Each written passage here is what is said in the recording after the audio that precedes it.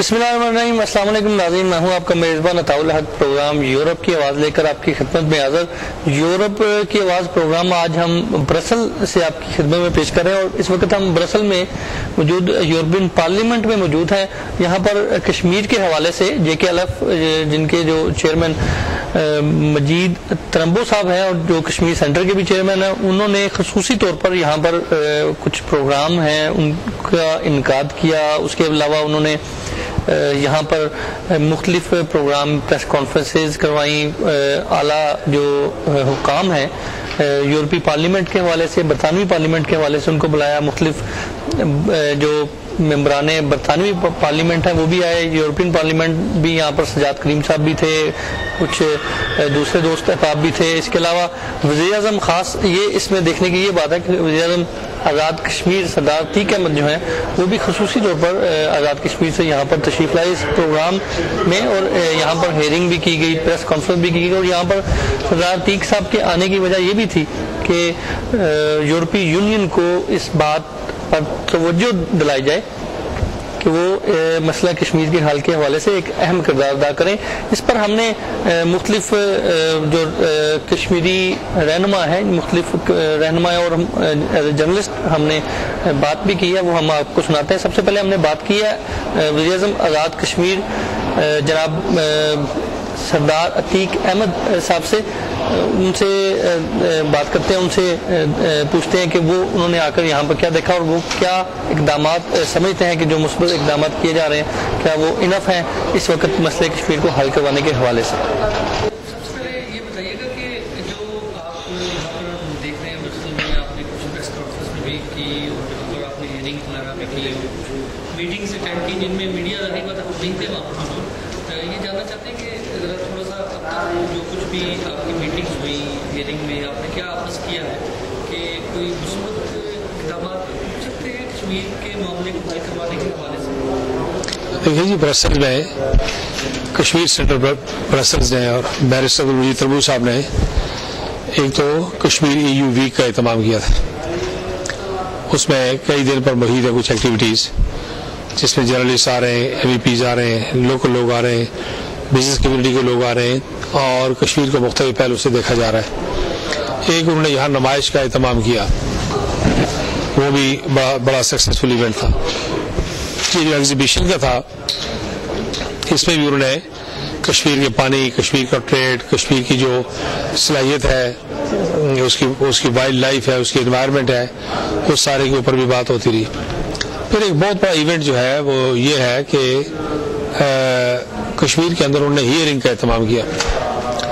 کشمیری بہت دیر سے اس بات کا مطالبہ کرتے رہے، 60-62 سال گزر گئے کہ ہمیں سنا جائے اور ہمیں تینوں پارٹیوں کو اکٹھا سنا جائے، پاکستان، انڈیا اور کشمیریز۔ تو ہم نے بڑی دیر سے اس بات کی کوشش کی۔ مجاہد صدر محمد عبدالقیوم خان صاحب نے یہ کوشش امریکن کانگریس میں کی کہ کانگریشنل ہیئرنگ ہو، اور اس کے لیے امریکہ میں کچھ اقدامات ہوتے رہے، دنیا بھر کے پلیٹ فارم پہ کوشش کی۔ لیکن اب کی بار یورپین یونین نے اور یورپین پارلیمنٹ نے یہ کارنامہ بھی سر انجام دے دیا کہ کشمیر پر ایک سیف فری کی ہیئرنگ ہو، پاکستان بھی موجود ہو، انڈیا بھی موجود ہو اور کشمیری بھی موجود ہو۔ اس میں بڑی تعداد میں یورپین پارلیمنٹ کے ممبرز نے، بڑے پرومیننٹ ممبرز نے، میڈیا نے اور بڑے انفلوئنشل جو طبقات ہیں، سب نے اس میں پارٹیسپیٹ کیا۔ اور آج 13 تاریخ کو 12 بجے سے لے کے 12:30 بجے سے لے کے 3 بجے تک 2.5 گھنٹے کی ہیئرنگ تھی۔ کرس ڈیوس ہیئرنگ کے حوالے سے میں بھی وہاں پہ موجود تھا۔ ہیئرنگ کے حوالے سے جو جنرل اشوک مہتا ہیں، ان کے آپ نے جو بھی اسٹیٹمنٹ سنی، ان کے جو بیانات انہوں نے دیے، اس پر آپ کیا رد عمل کرتے ہیں؟ دیکھیے، ایک تو بات یہ ہے کہ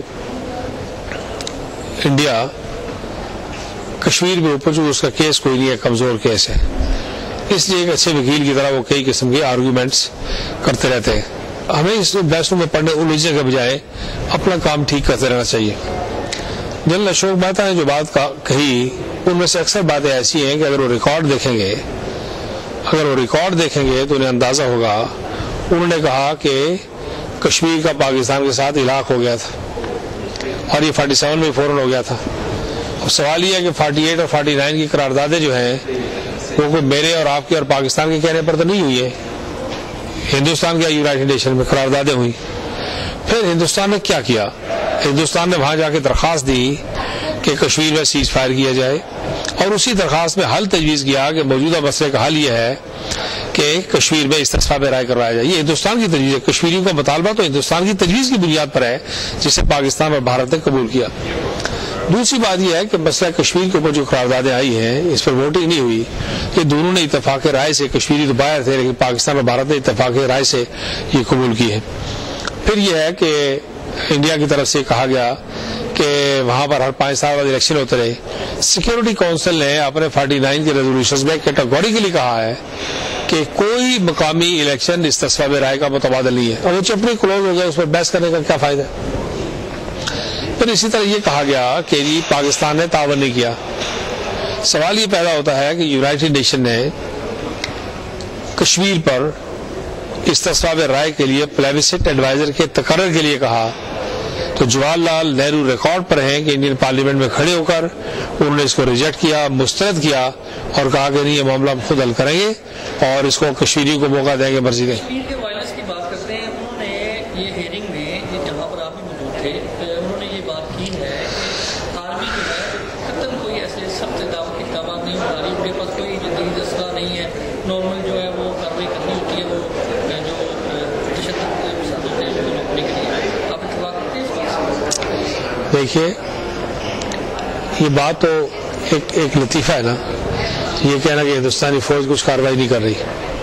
ہندوستان کی 8 لاکھ فوج ہے اور ہندوستان کے چیف آف آرمی سٹاف نے کہا کہ کشمیر میں جو کچھ فوج نے کرنا تھا وہ کر لیا. اب سیاستدان بیچ میں، مطلب یہ تھا کہ فوج ناکام ہو گئی اور ایک اعتراف حقیقت کیا انہوں نے. میں کوئی اعتراف شکست نہیں کہنا چاہتا، اعتراف حقیقت کیا انہوں نے. پھر یہ ہے کہ اگر فوج کچھ نہیں کر رہی تو ابھی 2-3 بریگیڈ کا اضافہ انہوں نے کیا پچھلے دنوں میں. سوال یہ پیدا ہوتا ہے کہ ہندوستانی فوج دنیا کی ہائیسٹ ملٹری کنسنٹریشن ہے. کشمیر کے اوپر اندر قتل و غارت گری ہو رہی ہے. کشمیر ایک کرفیو چیمبر بنا ہوا ہے، کشمیر ایک ڈیتھ چیمبر بنا ہوا ہے. غلہ نہیں ہے، خوراک نہیں ہے، ادویات نہیں ہے، لوگ فاقہ کشی کا شکار ہیں، جامع مسجدیں بند ہیں، ملٹری کانوائے جگہ جگہ مارچ کرتے ہوئے گزرتے ہیں. یوٹیوب پر اور انٹرنیشنل ویب انجنز کے اوپر وہ تصویریں آ گئی ہیں، سب لوگوں نے دیکھی ہے کہ نوجوانوں کو ننگا گاڑیوں کے ساتھ باندھ کے گھسیٹا جا رہا ہے. سلوار کی اتری ہوئی ہے اور وہ گھسیٹا جا رہا ہے. یہ جو انڈین آرمی کو ہندوستانی پارلیمنٹ نے ایک کور مہیا کیا کہ آپ وہاں پر جو چاہیں مرضی کریں. آئے دن جو ہندوستانی فوج کو اسپیشل پاور ایکٹ کے تحت جو اختیارات دیے جاتے ہیں، خصوصی اختیارات دیے جاتے ہیں، وہ کس بات کے ذریعے ہیں؟ یعنی اس بحث میں تو پڑھنے نہیں چاہیے کہ ہندوستانی فوج وہاں کو کاشتکاری کے لیے آئی ہوئی ہے، زعفران کاشت کرنے کے لیے آئی ہوئی ہے، اگر وہ قبل و غارت گری کے لیے نہیں آئی ہوئی. 400 سال لگے ہیں. نہیں، آپ بھی باخبر ہونا چاہیے نا. 400 سال لگے ہیں برطانیہ اور آئرلینڈ کے مسئلے کو سیٹل ہونے میں. کہ کون سا دنیا کا ایسا مسئلہ ہے اب جب تک ٹھیک نہیں ہوتے ڈاکٹر کے پاس جانا پڑے گا؟ مسئلہ کہاں سے حل ہوگا؟ یونائٹڈ نیشن سے حل ہوگا، OIC سے حل ہوگا، یورپین پارلیمنٹ سے حل ہوگا. اور اگر باہر نہیں آنا پڑے گا، اردو میں نہیں رہنا پڑے گا، جہازوں پر نہیں بیٹھنا پڑے گا، تو کیا کرنا پڑے گا؟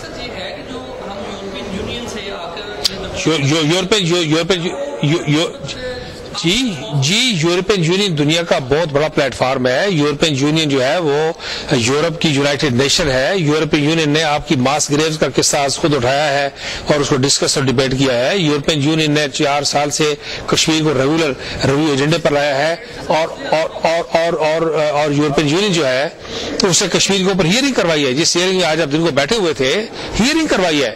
3 کیس وہاں داخل ہوئے ہیں. کہ میں نے جو کیس داخل کیا ہے آج ایک آزاد کشمیر کے وزیر اعظم کی حیثیت سے، اور یہ ساری ریاست جموں کشمیر کی نمائندگی ہے ریاست میں کہ وزیر اعظم ہے اس وقت، اس کی حیثیت سے جو کیس میں نے جمع کیا ہے.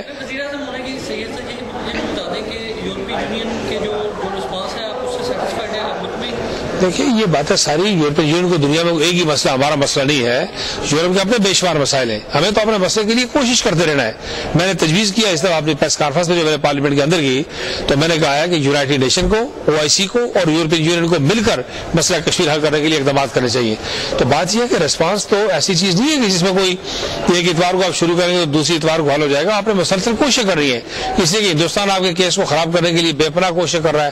راؤنڈ دی کلاک دنیا بھر میں وہ اپنی اپنی پولیٹیکل ڈپلومیٹک اپنے انیشیٹوز لے رہے ہیں اس کو کاؤنٹر کرنے کے لیے, ہمارے انیشیٹوز کو خراب کرنے کے لیے. کشمیر میں فوج بھیجی ہوئی ہے, قتل و غارت گری ہو رہی ہے, سارے جنوبی ایشیا کا پیس خطرے میں پڑا ہوا ہے. تو اگر کوشش نہیں کریں گے تو کیا کریں گے؟ آپ کیا تجویز ہے؟ اس مسئلے کے حل کے لیے امریکہ کی مداخلت جو ہے کیا ضروری سمجھتے ہیں, اور اگر ضروری سمجھتے ہیں تو آپ کیا سمجھتے ہیں کہ اس وقت امریکہ مداخلت کر رہا ہے اس مسئلے کو حل کروانے کے لیے یا مزید بگاڑنے کے لیے؟ تھوڑا سا اس پہ. پہلی بات تو یہ ہے کہ مداخلت کوئی چیز نہیں ہوتی. امریکہ دنیا کی سپر پاور ہے, اور امریکہ کے سپر پاور ہونے کے ناطے اس کی اپنی ذمہ داری ہے کہ وہ دنیا کے مختلف خطوں میں, اور خاص طور پر کشمیر چونکہ 3 ایٹمی قوتوں میں گھرا ہوا خطہ ہے, نیوکلیئر رنگ ہے, Kashmir is surrounded by 3 sovereign independent nuclear powers. ان حالات میں کہ وہاں پر پاکستان اور بھارت کے درمیان 3 جنگیں ہو چکی ہیں, اس حالت میں کہ کوئی خطرہ مزید پھوٹ سکتا ہے, اس کو روکنے کے لیے, جنوبی ایشیا کے پیس کو قائم رکھنے کے لیے, جنوبی ایشیا کو ایٹمی جنگ سے بچانے کے لیے سپر پاور ہونے کے ناطے امریکہ کی اپنی گلوبل رسپانسبلٹیز میں ہے, گلوبل آبلیگیشنز میں ہے کہ وہ وہاں کچھ کام کرے اور پاکستان بھارت کو قریب لے آئے, مذاکرات کی میز سجے, کشمیری بھی ساتھ بیٹھیں, اپنا مسئلہ اٹھائیں اور اس مسئلے کا ایک پولیٹیکل حل نکلے. یہ مسئلہ میدان جنگ میں نہ جائے, اس مسئلے کے نتیجے میں نیوکلیئر جنگ نہ لگے, اس مسئلے کے نتیجے میں دنیا کا امن تباہ نہ ہو, بلکہ یہ مسئلہ مذاکرات کے ذریعے حل ہو. تو اس سے اگر امریکہ, برطانیہ, یورپین یونین اگر یہ ادارے بیچ میں آئیں گے, OIC بیچ میں آئے گی, تو اس سے بے اپنا حل ملے گی, اور تجزیہ کوئی نہیں ہے اس کے علاوہ. اور راستے پاکستانی حکومت کے حوالے سے میں جاننا چاہوں گا, تھوڑا سا ہمارے ناظرین کو بتا دیں, یورپ میں اور برطانیہ میں خاص طور پر ہمارا بزنس ٹیلیویژن دیکھا جاتا ہے, اس میں بہت بڑی تعداد جو ہے برطانیہ میں کشمیریوں کی موجود ہے. کیا سمجھتے ہیں کہ یہ پاکستانی حکومت جو ہے مسئلہ کشمیر کے حل کروانے کے حوالے سے جو ان کے اقدامات ہیں, آپ کیا ان سے مطمئن ہیں؟ اور اس کے علاوہ جو اہم ترین اقدامات ہوتے ہیں یا اہم ترین کچھ میٹنگ ہوتی ہیں, کتنا انوالو ہے پاکستانی حکومت آپ کے ساتھ آزاد کشمیر کی حکومت؟ پہلی بات تو یہ جی کہ پاکستان مسئلہ کشمیر کا بین الاقوامی فریق ہے, اور کشمیر کو قائد اعظم نے شارک کہا ہے پاکستان کی.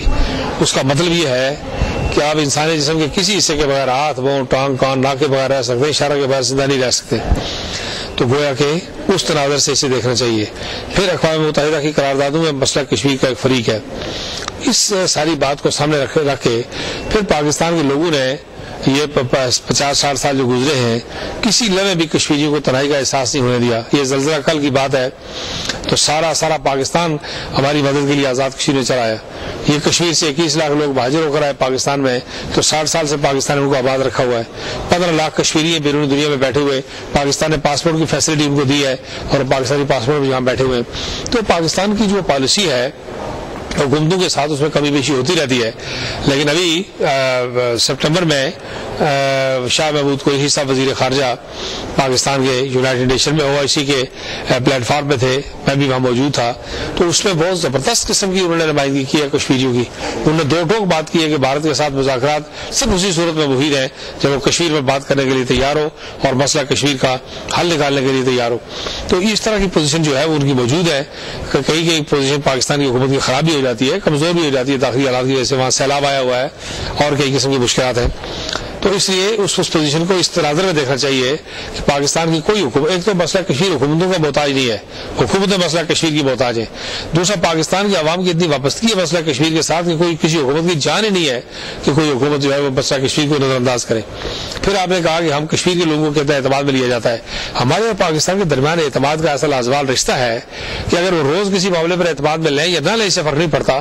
لیکن اس کے باوجود میرا تجربہ یہ ہے, میں دوسری بار وزیر اعظم کی حیثیت سے یہاں بیٹھا ہوں, میرا تجربہ یہ ہے کہ حکومت پاکستان تمام اہم اقدامات کے وقت کشمیریوں کو اعتماد میں لیتی ہے, مشورہ کرتی ہے, APHC کے لوگوں کو کنسلٹ کرتی ہے, سری نگر سے لوگوں کو بلا کے دعوت دیتی ہے. بیرون دنیا میں کام کرنے والے ہمارے جو 3 کشمیر سینٹرز ہیں, برسل میں, لندن میں اور واشنگٹن میں, ان کے ذریعے اعتماد کی ایک فضا چلتی رہتی ہے. تو کشمیریوں کا اور پاکستان کا اعتماد کا رشتہ موجود ہے, اس میں دن بدن بہتری آ رہی ہے, کوئی کمی نہیں ہے اللہ کے فضل سے. جی ناظرین, آپ نے سردار عتیق صاحب کی بات سنی. وہ بڑے پازیٹیو تھے, وہ بڑے مطمئن ہیں, اور وہ سمجھتے ہیں کہ یہ بڑا اچھے طریقے سے جو ہے یہ اقدامات جو ہیں وہ کیے جا رہے ہیں. اب ہم بات کریں گے محمد ایوب راٹھور صاحب سے, جو کہ ترجمان JKLF UK اینڈ یورپ ہے, اور ان سے جاننے کی کوشش کرتے ہیں, کیونکہ ہمیں وہاں سے اس وقت برطانیہ کے جتنا بھی میڈیا ڈیلیگیشن آیا وہ ہمارے ساتھ آئے ہیں, ہمیں لے کے آئے ہیں. ان سے بات کرتے ہیں کہ یہ کیا سمجھتے ہیں کہ یہاں پر جو کچھ بھی اقدامات کیے جا رہے ہیں, اور خصوصی طور پر جو سٹنگز ہوئی ہیں